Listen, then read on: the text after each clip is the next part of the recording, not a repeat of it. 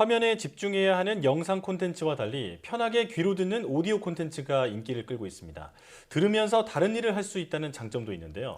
네, 오늘 스마트 라이프에서는 오디오 콘텐츠에 대해 알아보겠습니다. IT 칼럼니스트 이효훈 씨와 함께합니다. 어서 오십시오. 안녕하세요. 네. 요즘 편안하게 귀로 즐기는 오디오 콘텐츠의 인기가 높다고 들었습니다. 예. 이게 온라인 콘텐츠와는 어떤 장점이 있는 건가요? 아무래도 이 동영상 콘텐츠랑 비교해 보면 가장 큰 장점이 역시 멀티태스킹이 된다라는 겁니다. 그러니까 다른 일을 하면서도 틀어놓기에 좋다라는 건데요. 실제로 이 음악 스트리밍 서비스를 쓰는 시간 조사해 보면 이 출퇴근 시간에 듣는 분들이 가장 많다라고 합니다. 예. 눈이나 손으로는 다른 걸 하면서 귀로는 이제 오디오 콘텐츠를 듣는 거죠. 일하거나 공부하면서도 많이 듣고요. 그래서 가장 수동적인, 그래서 편안한 컨텐츠이기도 합니다. 농담 삼아서 자면서도 즐길 수 있는 유일한 컨텐츠다, 이렇게 예. 얘기를 하기도 하는데요. 실제로 자기 전에 잔잔한 음악이나 자연의 소리를 틀어놓고 주무시는 분들이 꽤 있습니다. 네. 또 마지막으로 이 사람의 목소리를 들으면 좀 친근하게 느껴진다라고 합니다. 글이랑은 다르게 어떤 감정을 담고 있기 때문인데요. 이 오디오 콘텐츠를 자주 듣는 분들이랑 좀 이야기를 하다 보면 뭐 틀어놓고 있거나 아니면 듣고만 있어도 좀 외롭지 않다, 외로움이 덜어진다, 이렇게 얘기하시는 분들이 많이 계십니다. 네. 저 같은 경우도 다른 취미 생활을 하면서 귀로는 오디오 콘텐츠를 자주 틀어놓거든요. 무엇보다 어떠한 화면을 좀 집중해서 보지 않아도 된다. 이런 편안함이 강점인 것 같습니다. 그래서 최근에는 팟캐스트 같은 오디오 콘텐츠 시장도 좀 커지고 있다고요. 예, 그렇습니다.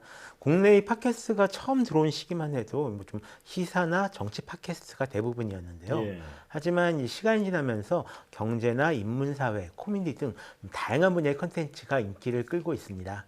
국내 최대 포털 사이트 네이버도 이제 오디오 콘텐츠 서비스 오디오 클립을 이제 몇 년 전에 선보였는데요. 네. 영상 없이 소리로 오디오 먹방을 들려주기도 하고요. 또 라디오계의 유튜브라 불리는 오디오 방송 플랫폼 스푼 라디오가 있습니다. 여기서는 영상 없이 목소리만으로도 좀 손쉽게 크리에이터가 될 수 있어서 매일 10만 개의 콘텐츠가 생성이 된다라고 합니다. 예. 또 특히 라디오와 친하지 않던 Z세대들이 이런 콘텐츠에 열광하는 점도 좀 특징이라고 하는데요.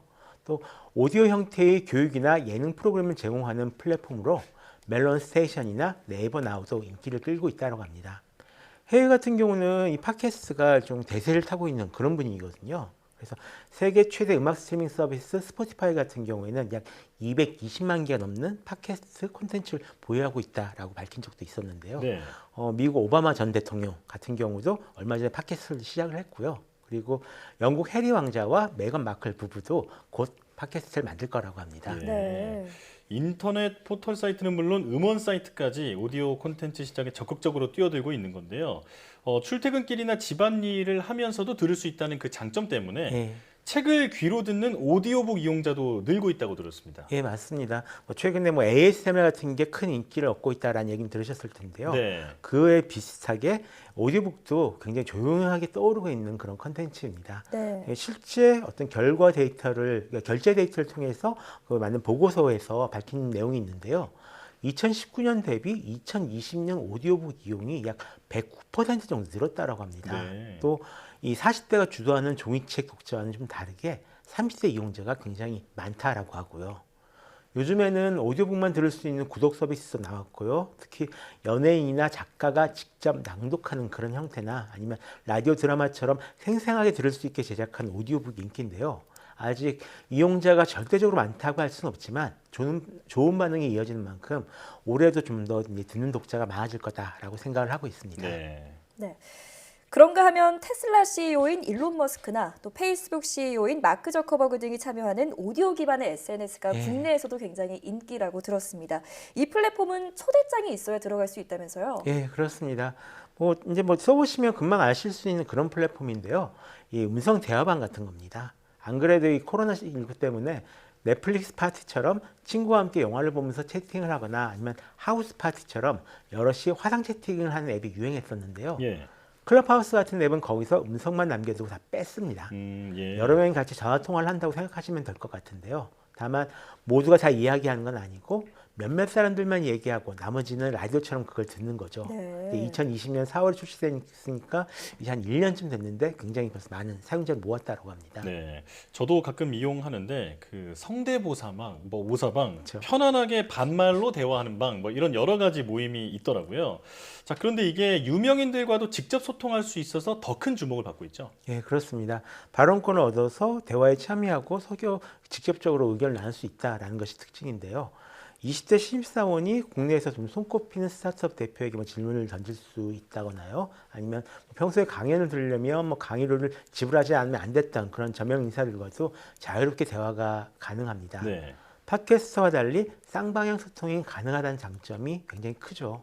또 오디오로만 이루어지기 때문에 큰 부담 없이 참여할 수가 있고요.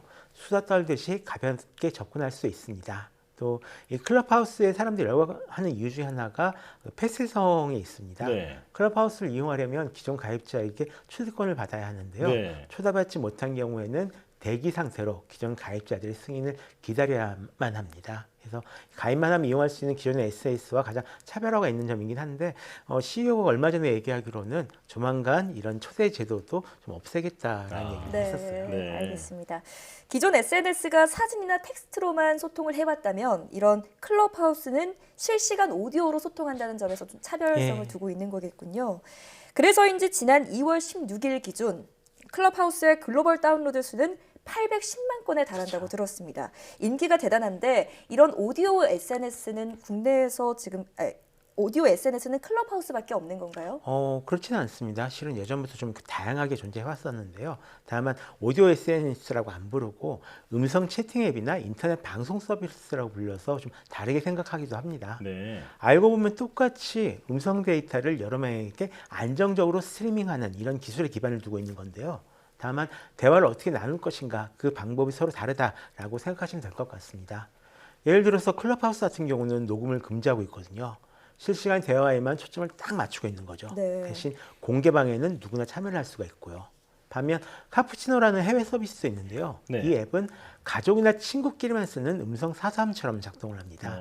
예. 실시간으로 얘기를 하는 게 아니라 각자 하고 싶은 말을 녹음해 놓으면 나중에 다른 사람이 들을 수 있는 겁니다. 그러니까 엄마 하나, 아빠 하나, 뭐 오빠 하나 이렇게 놓으면 나중에 몰아서 같이 서로 얘기를 나눌 수 있는 건데 이렇게 오디오를 활용한 방법이 조금씩 다른 음성 SNS가 좀 여러 있습니다. 네. 예. 그렇다면 앞으로 오디오 콘텐츠는 어떻게 발전을 할까요? 아무래도 이제 많이 점점 더 발전할 수밖에 없다라고 좀 생각을 하고 있는데요. 일단 지금처럼 오디오 콘텐츠가 성장한 이유가 스마트폰과 무선 이어폰이 많이 보급된 탓이 좀 큽니다. 예. 누구나 어디서나 쉽게 들릴 수가 있게 된 거죠. 또 요즘처럼 눈을 혹사한 시대에 눈을 좀 쉬게 해줄 수 있다는 장점도 있습니다. 다른 한편으로는 콘텐츠 제작 부담이 동영상에 비해선 훨씬 덜하다라고 하는데요. 영상은 보는 사람이 대부분이고 만드는 사람은 한 1에서 2% 정도라고 합니다. 근데 오디오 콘텐츠 같은 경우는 만드는 사람이 한 10% 정도는 되거든요. 예. 다만 아직 확실한 수익 모델이 없어서 좀 사이드 콘텐츠 정도만 만들어지는 경향이 강합니다. 이런 부분을 개선할 수 있다면 앞으로 기술 발전과 맞물려서 더 많은 사람이 듣게 될 것 같습니다. 예. 예전에 유튜버가 등장한 것처럼 이제는 오디오 크리에이터들이 새로운 바람을 일으키는 그런 날도 오지 않을까 기대가 됩니다. 지금까지 이효은 칼럼니스트와 함께했습니다. 오늘 말씀 고맙습니다.